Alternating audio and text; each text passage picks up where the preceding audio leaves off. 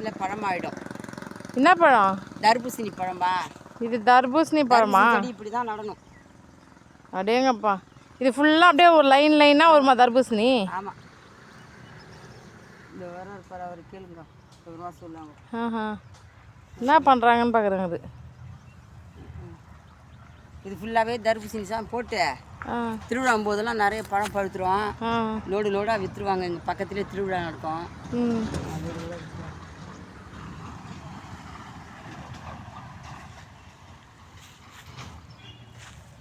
அதுக்காட்டியும் முடியாது.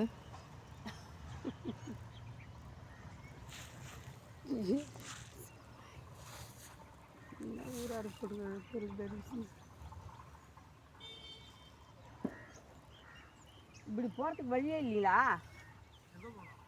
எங்க